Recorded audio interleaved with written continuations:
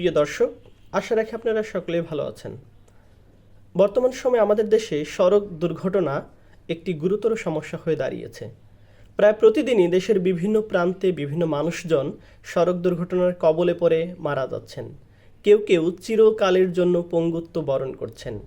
এখন এই যে এত এত সড়ক দুর্ঘটনা ঘটছে, তার পেছনে বেশ কয়েকটি কারণ আছে বলে আমি মনে করি। সড়ক দুর্ঘটনা কমানোর জন্য চালক এবং যাত্রী উভয়কেই অধিক সচেতনতার পরিচয় দিতে হবে। সব সময় যে অ্যাক্সিডেন্ট করলে শুধুমাত্র চালকদের দোষ থাকে, অ্যাক্সিডেন্ট করার পরপরই চালকদের গণপিটুনি দিতে হবে, এমনটা মোটেও প্রত্যাশিত নয়।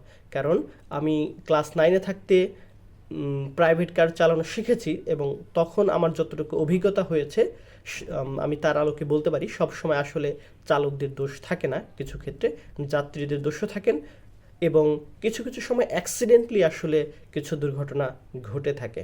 সর্বোপরি সড়ক দুর্ঘটনা রোধে ফিটনেসবিহীন সকল গাড়ি অপসারণ করতে হবে এবং সরকারি কিছু নীতিমালা করতে হবে যেন সেই শর্তগুলো পূরণ না হলে কোনো যানবাহন সড়কে চলতে না পারে। পাশাপাশি যাত্রীদের সচেতন হতে হবে, চালকদের সচেতন হতে হবে। সবার সচেতনতার মাধ্যমেই আমরা এই সড়ক দুর্ঘটনা কমাতে পারি, আমাদের মৃত্যুর ঝুঁকি কমাতে পারি। আমাদের দেশে যারা গাড়ি চালিয়ে থাকেন, অর্থাৎ যারা চালক রয়েছেন, তাদের স্বাস্থ্যের প্রতিও আমাদের গুরুত্ব আরোপ করা উচিত। যেমন তারা ঠিকমতো ঘুমাচ্ছে কিনা, তারা আসলে মানসিকভাবে সুস্থ কিনা, তারা ঠিকমতো খাওয়া দাওয়া করছে কিনা, তারা নেশা করছে কিনা, এইটা আমার মনে হয় যে দেখাটা প্রয়োজন। যেমন কেউ যদি প্রচুর পরিমাণে নেশা করে, যেমন আমাদের বিশেষ করে আমাদের দেশে বা গ্রামাঞ্চলে একটা ধারণা আছে যারা চালক থাকেন এরা নেশা করে থাকেন যেন তাদের ঘুম না আসে।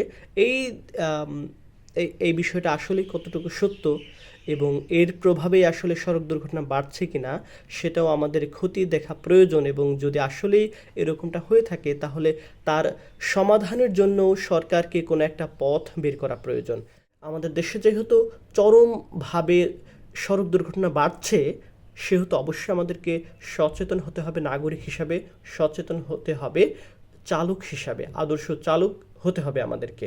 সরকারকে সবসময় তদারকি করতে হবে যেন ফিটনেসবিহীন গাড়ি, যে গাড়ি দুর্ঘটনার কারণ হতে পারে, যে যে যানবাহন মানুষের প্রাণ কেড়ে নিতে পারে, সেই যানবাহন যেন কোনোভাবেই রাস্তায় চলাচল করতে না পারে।